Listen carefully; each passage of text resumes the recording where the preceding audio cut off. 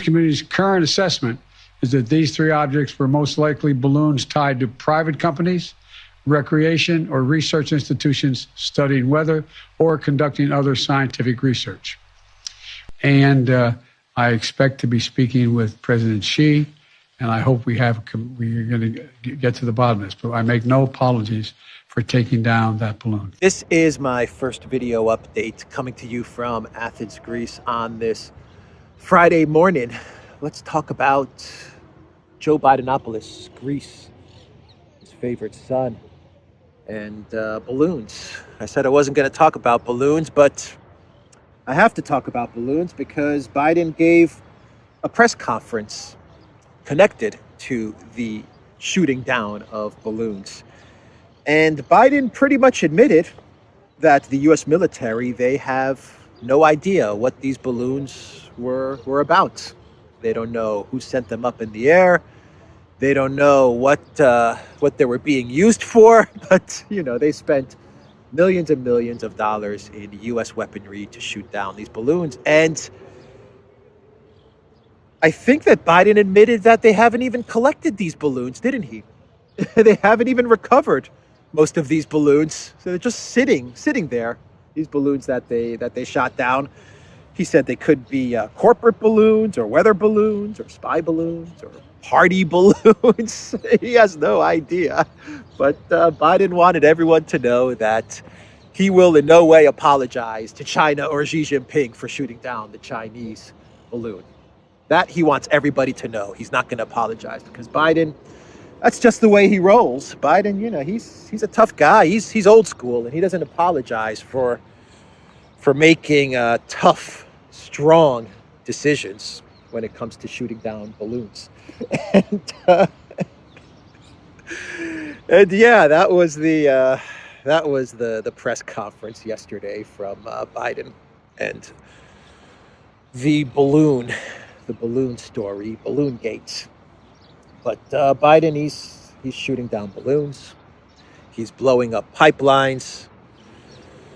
The guy is an absolute wrecking ball. And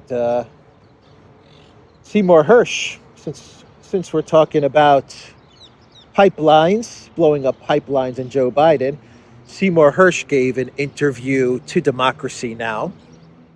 And he once again said that he has more things to write connected to Nord Stream and I believe the conflict in Ukraine. I think he's going to broaden things out and write about the failed Ukraine project from the Biden White House, but he's definitely going to write some more things about Nord Stream.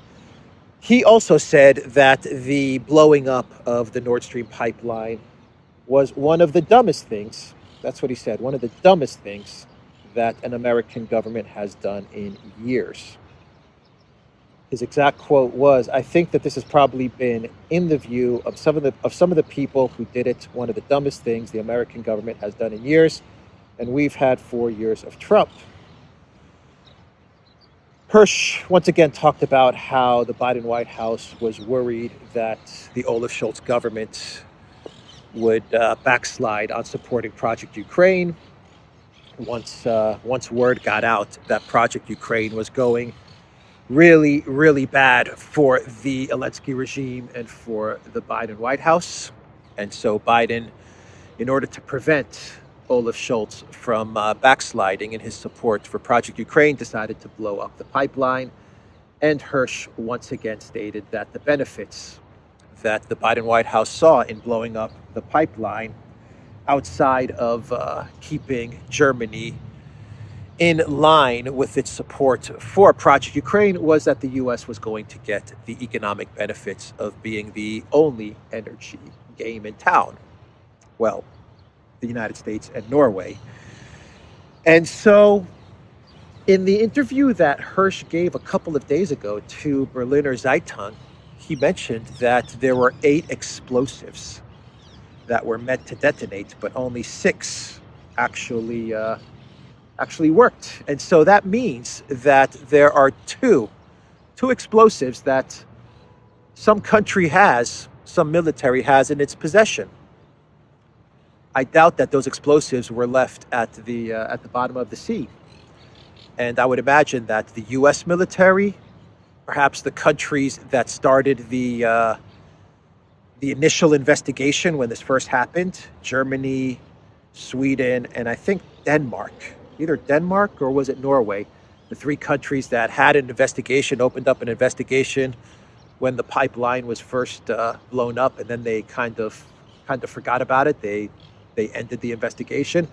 Maybe one of these countries has these two explosives, because whoever has these explosives, you would be able to study the explosives, and I imagine you could probably trace who put those explosives in the Baltic.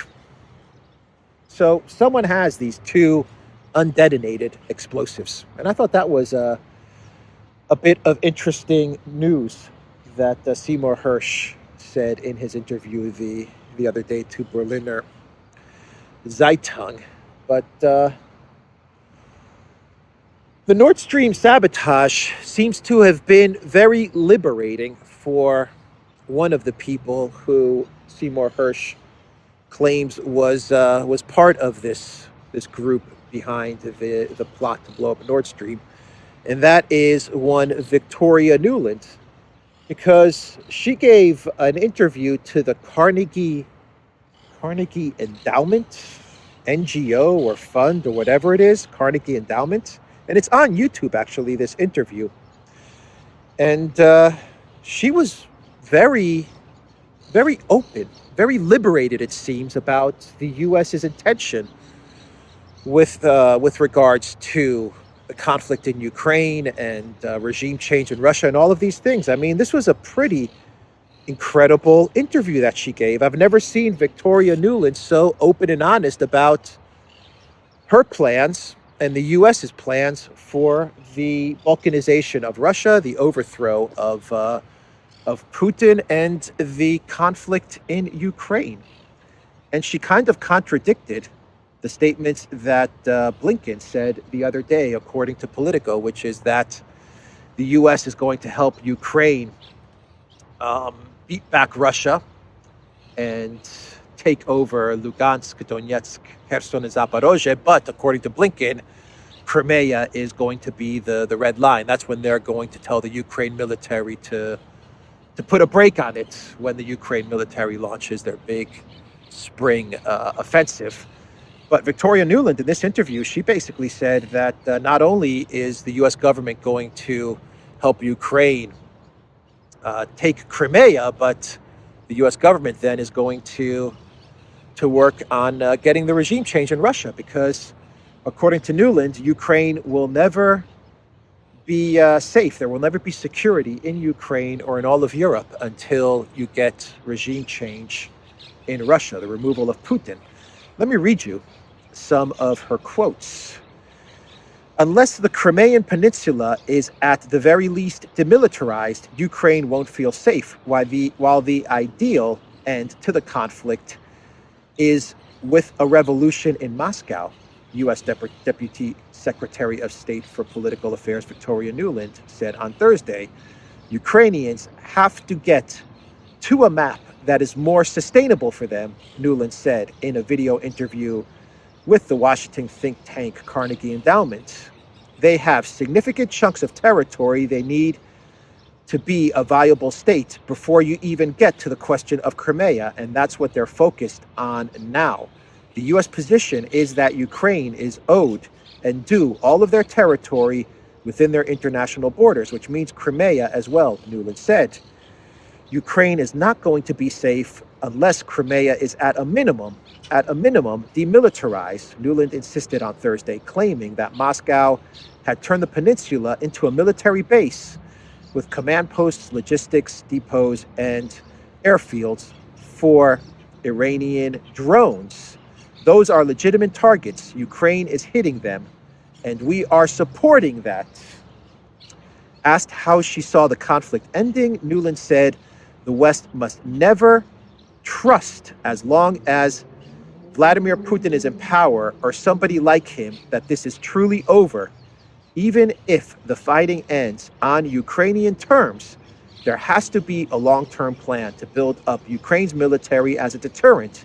She also expressed a preference for Russians overthrowing their government for a better future offered by the West. Pretty stunning statements from Victoria Nuland. I have to say that I believe, this is just my opinion, but I believe that Victoria Nuland, there's a part of her that is very happy that the truth about the Nord Stream sabotage is coming out there, is now coming out in the open.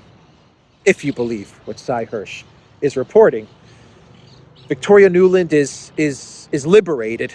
She is now able to say exactly what the objectives and the long-term plan is for Ukraine, but more importantly, for Russia, because this is all about Russia. It's about regime change in Russia, and she's openly saying it now. It's about regime change in Russia. It's about removing Putin. It's about neutralizing Russia. And as she said in her interview to the Carnegie Endowment think tank, it is about making sure that Russia is under the control of the West. That is what she is now openly admitting. She's happy that the truth is coming out there, because now she can speak freely and openly about what's going on. And she understands that there is not one damn thing that Germany or Europe can do about it or will do about it. Keep in mind, this is F the EU, Victoria Nuland. So some very, very interesting, quite shocking statements coming from Victoria Nuland. And it contradicts a bit of what Politico was reporting about in connection to the comments that Blinken made, which to me indicates that it is indeed Victoria Nuland that is making the decisions in the State Department and not Anthony Blinken. So when Anthony Blinken says Crimea is off the table, Victoria Nuland comes out the next day and says, no, it's not.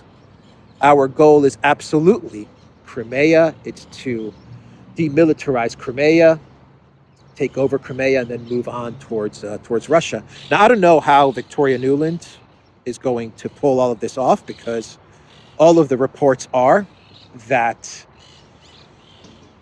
battle tanks are not going to be sent to Ukraine in the numbers that were initially reported. The fighter jet issue is off the table, or it seems that we're not going to get all of these F-16s as well. And long-range missiles have been ruled out by the Biden White House for now, even though you do have members of Congress now trying to push Biden to send F-16s and long-range ATACMS. But the reports are from Bloomberg and the Financial Times that Ukraine is going to receive fewer battle tanks from allies than promised. That is what Bloomberg is reporting on. The Financial Times is saying a year of war in Ukraine has left Europe's armories dry. That is what the Financial Times is saying. They're reporting that the conflict in Ukraine has already devastated European arsenals. In many capitals, defense ministers are being informed that there is practically nothing left in stocks. Warehouses and even dumps are empty. And Bloomberg is saying that the world's war machine is running low on ammunition. So I just don't understand how Ukraine is going to pull off these big goals that Victoria Nuland is laying out. I just don't see it. There are even reports that the U.S. is now looking to send Iranian weapons to the Zelensky regime. That's how desperate they've become.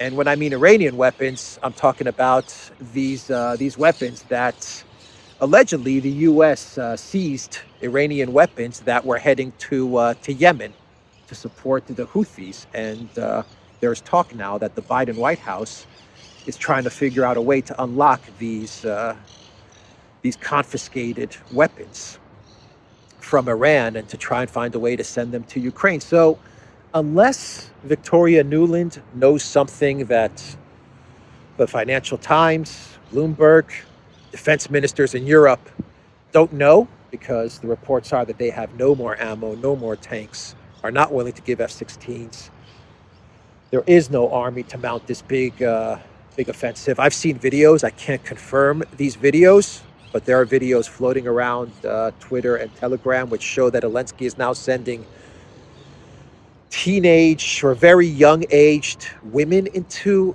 battle, into the front lines. I can't confirm this. I've just seen a couple of videos, so it's hard to say if this is accurate or not. But unless Victoria Nuland has some sort of million-man army that has been training on some secret island with thousands of pieces of U.S. weaponry, tanks and fighter jets, I don't see how she is going to pull off this taking over of Crimea and then the revolution and overthrow of Putin. But that was her interview to the Carnegie Endowment. And one thing about the Nord Stream sabotage, which I was thinking about yesterday afternoon, is that the Russian military, was it the military or the foreign ministry? They were talking about how satellites now are fair game in the conflict in Ukraine, taking down satellites that are being used to give information about Russian forces. These are now fair game. Components of civilian infrastructure in space provided to Ukraine for military purposes may become a legitimate target for retaliatory strike, the Russian Foreign Ministry said. So I was thinking about this statement from the Russian Foreign Ministry, and I was thinking about the Nord Stream sabotage. And I said in a couple of videos that the Nord Stream sabotage, unless the UN conducts some sort of investigation and gets to the bottom of this, and we get some sort of trial or tribunal for the people that thought up this idea, they have to face some consequences. I said that this changes everything because it means that all kinds of infrastructure is now fair game, including satellite. I said this a couple of days ago. Now we get this statement from the Russian Foreign Ministry that they may take out satellites. And, why not? If we're blowing up pipelines, why can't Russia or China or India or any country take out satellites that they feel are a threat to whatever they have going on? I mean, everything is fair game now. But I was thinking about this statement and the fact that Lavrov said the other day that Russia is pushing for the UN to investigate, and they're going to get a Security Council meeting on the Nord Stream sabotage, and how the United States, even though Ned Price gave a statement about Nord Stream and said it's utter nonsense, but how the United States, including the collective West, mainstream media, is just ignoring this. They're like, we don't care. We don't care what you say, Seymour Hersh. We don't care what you say, Russia. We don't care what you say, China, because China is also pushing for an investigation into Nord Stream. The U.S. is saying that they don't care. And Victoria Nuland is liberated now with the news about Nord Stream. And she's coming out and saying, you know what? F the EU. We don't care about what everyone thinks about Nord Stream. We're going to do what we want. And the plan for Ukraine and Russia and for Europe is this. And the strategy for Russia, I think, going forward, because the U.S. is not going to, they're not going to recognize any type of UN investigation if the UN does investigate. If Russia goes to an international court, the U.S. doesn't recognize many of these international courts, so nothing's going to happen with the U.S. and Nord Stream. No one is going to be brought for justice or made to face consequences for these stupid decisions. But there is one thing that Russia can do. They can go after Norway, and that's what I think Russia will end up doing.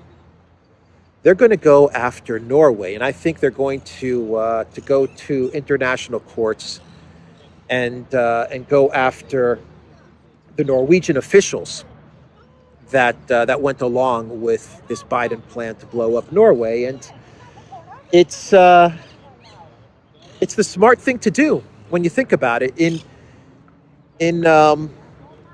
Let's use another mafia. Let's use another mafia analogy. We've been using a lot of mob mafia analogies, but when the feds go after the mob, They never go after the big guy.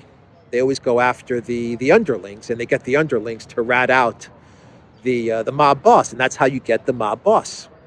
It's like Goodfellas. They went after who was Ray Liotta's character? They went after Henry Hill, and then they got Henry Hill to rat out Paulie and all the other big mob bosses. That's what I think the strategy from Russia is going to be, because I believe that Norway does recognize all of the international courts, and they are part of all of the international courts, The Hague and the international courts of, I don't even know, human rights or whatever, all of these international courts that the U.S. is not a part of. Norway is a part of these courts, and that is what I think Russia is going to end up doing at the end of the day. They're going to go after Norway. They're going to go after the officials in Norway who decided to go along with this ridiculous plan from the Biden White House, and then they're going to work on Norway ratting out the big guy. That's how I think it is going to work. Anyway, those are some more thoughts connected to the Nord Stream sabotage. What else should we talk about? The Foreign Policy magazine, this neocon magazine, they are talking about the 10th sanctions that are now going to be coming up, the EU's 10th sanctions package. And that's going to be my clown world, by the way, but I'm going to save that for the end of the video. But they're saying that the sanctions are not working. They're actually coming out and admitting that all of these sanctions from Europe, from the United States, have been one complete failure. And they have an article with the title, "What Putin Got Right. The Russian president got many things wrong about invading Ukraine, but not everything." And in this article, they go over all of the things that Putin got right, including understanding that the sanctions were not going to work, understanding that the people in Russia would actually support the Russian government. They said Putin got that right as well. And Putin also got right the fact that most of the countries in the world, 80% of the world, would actually not go along with EU sanctions. So Putin also got that right as well. But Europe is preparing their 10th sanctions package. But one thing that is not going to be on the table for these sanctions is the nuclear energy industry of Russia. Hungary has vetoed that. That is not going to be in this sanctions package. The rubber industry is also not going to be in this sanctions package. And a lot of countries were against sanctioning Russia's rubber industry. And we also have the diamond industry, which, from what I understand, Belgium is putting a red line on sanctioning Russia's diamonds. So that is also something that is not going to be in this sanctions package. Zelensky gave an interview to the BBC or to CNN. I always confuse those two. I guess there's really not much difference between the BBC or CNN. But in this interview, Zelensky, he said that this big Russian offensive has already started, that everyone is talking about, this massive Russian offensive, has already begun. He said Russian attacks are already happening from several directions. Ukraine President Zelensky said a predicted Russian spring offensive had already begun. It was an interview with the BBC. It says Ukraine's war. Zelensky rules out territory deal with Putin in BBC interview. So no territory deal, because Zelensky has been assured by Nuland that Ukraine is going to be able to take Crimea in the near future, according to Nuland. So Zelensky is parroting Nuland's talking points. No territory deal, no peace deal. According to Zelensky, this big offensive has already started. And then he said, "Give me some money and give me some weapons. I need 100 billion." That's how Zelensky ended the interview with the BBC. Just kidding. I don't think that's how he ended the interview with the BBC, but I'm sure he asked for money and weapons in this interview with the BBC. But we have the 10th sanctions package coming up, and we also now have the Munich Security Conference taking place as well. I believe from the 17th to the 19th, we have the Munich Security Conference. And it was in this Munich Security Conference last year where Zelensky was running around talking about Ukraine getting nuclear weapons, and this was the final straw for Russia, where they said, okay, this guy's running around Munich talking about getting nuclear weapons, giving interviews to the BBC and talking about Ukraine's right for nukes. And no one at this Munich Security Conference, Kamala Harris was there, Olaf Scholz was there, Ursula von der Leyen was there. No one in attendance is telling Zelensky to shut up. No one is coming out with a statement saying there is no way that the United States or Europe would ever allow Ukraine to get nuclear weapons. The reverse was happening. All of these leaders in Munich were actually egging on Zelensky to come out and say that Ukraine was going to get nuclear weapons. I wonder why they were egging Zelensky on to talk about Ukraine getting nukes. I wonder if that was all part of the plan to provoke Russia, and that's why no one told Zelensky to shut up about Ukraine getting nukes. You would think a seasoned and experienced diplomat in Munich, a collective West diplomat, would have said, maybe we should tell Zelensky to cool it down with this whole nuclear talk, because it's provoking the Russians, and the Russians are very close to invading Ukraine, and we need to cool things down instead of to ramp things up. But that's not what happened.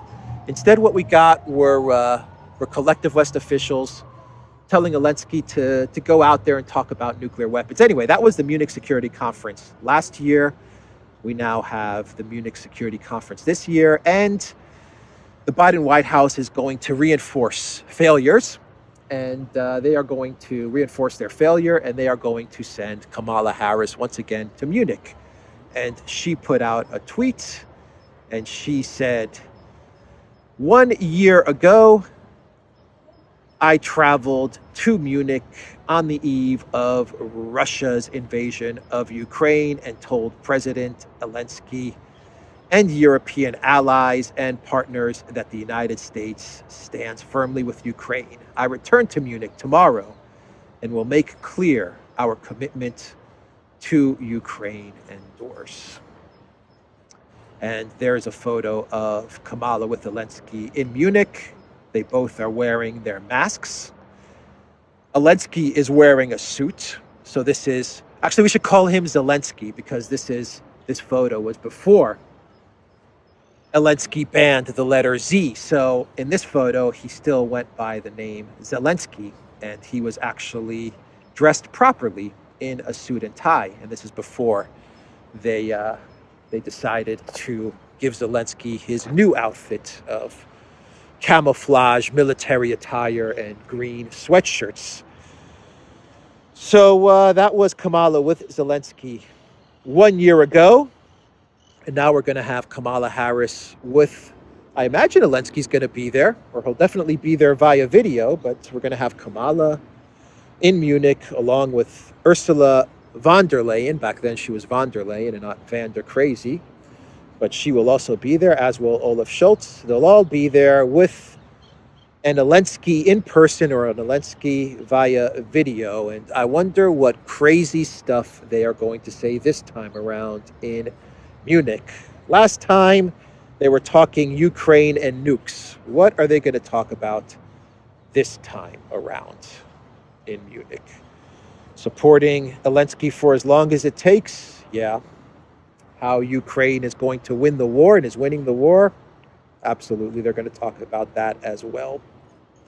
Mark Milley is saying that Ukraine is going to win the war. Actually, to be fair, Mark Milley said that there's a military stalemate and that the conflict is not going to be resolved with a military winner. That is what Milley said.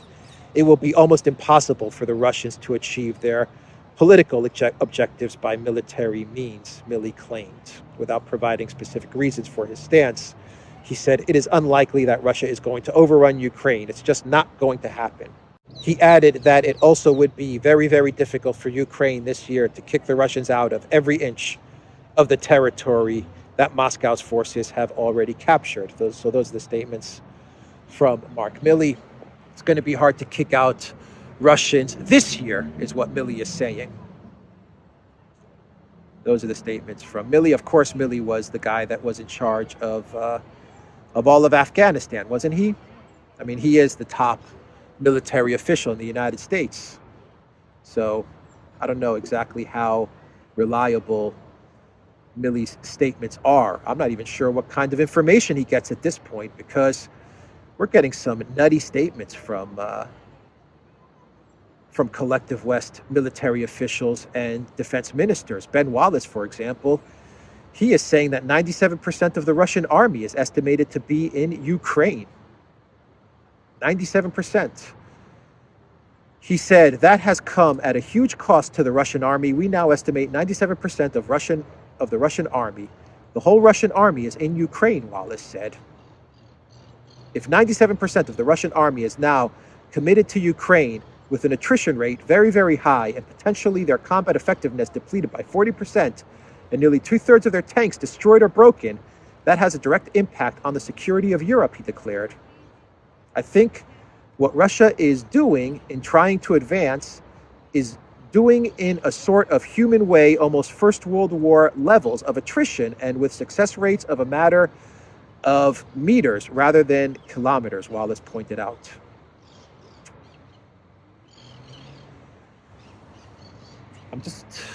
I'm just starting to wonder, what kind of information are all of these officials getting? Are they deliberately lying and they're all telling different lies? Blinken is saying that Crimea is off the table. That's going to be a red line. Nuland is saying that Ukraine is going to get Crimea soon and will have regime change in Russia. That's the ultimate goal. You have Milley saying that this is effectively a stalemate and that Russia won't be able to achieve their political aims by military means, and that in this year, Ukraine will not be able to kick out Russia out of territory. That's what Milley says. And then we have Ben Wallace talking about 97% of the Russian forces committed in Ukraine and 40% of the Russian forces depleted. If that is the case, then I don't understand why NATO just doesn't launch an all-out invasion of Russia. I mean, if you have 97% of Russian forces in Ukraine and 40% of those Russian forces are depleted, why not go for it? I mean, that's what Nuland wants. Why not just go for it? I mean, you only have 3% of the Russian military to contend with in the rest of Russia.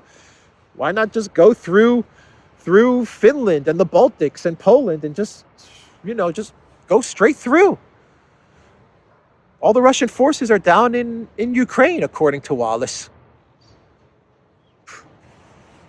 I'm questioning if they're lying and they've all lost the script because they're all telling different lies, it seems.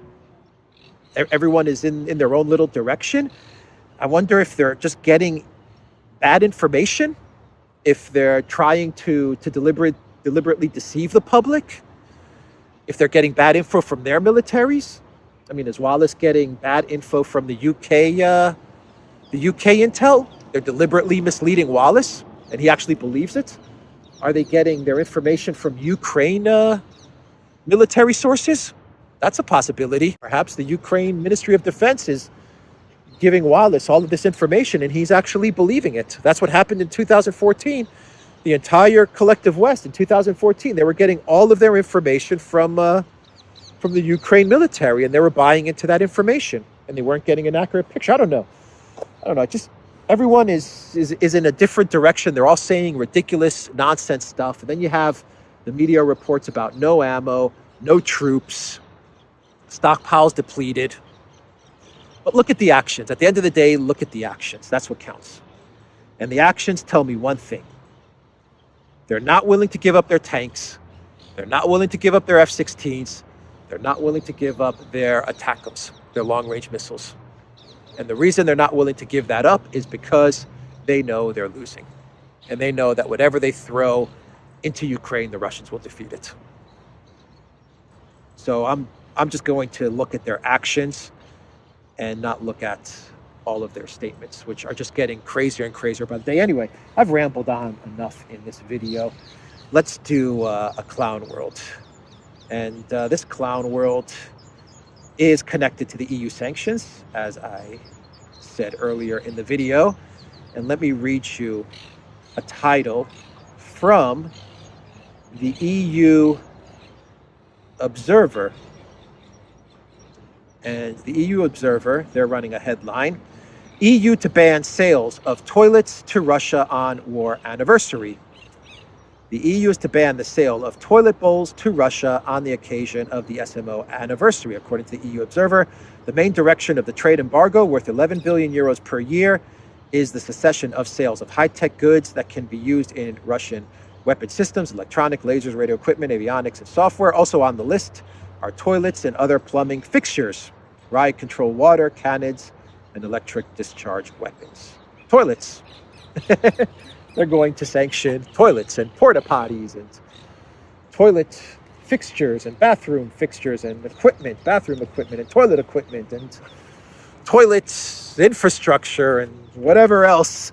This is where the EU has, this is the levels that the EU has reached to ban toilets to Russia. Oh boy. So let me know in the comments down below.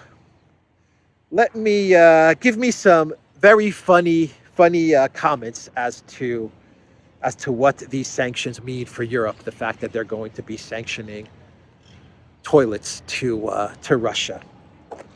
The EU is really, they are really in the crapper. Da-da-da. Boy, the EU is really getting into, the EU is really up S Creek with these sanctions. What else? The EU is really, they're really getting really into, they're really digging themselves into the toilet with these sanctions. Oh man, I don't know. Anyway, that is the video, everybody. I'm trying to think of some clever statements to describe the sanctions on toilets. Anyway, I'll leave it there. theduran.locals.com. We are also on Rockfin. Look for us on Telegram, Rumble, BitChute, and Odyssey. And go to the Duran shop. 10% off. Use the code. Good day. Take care.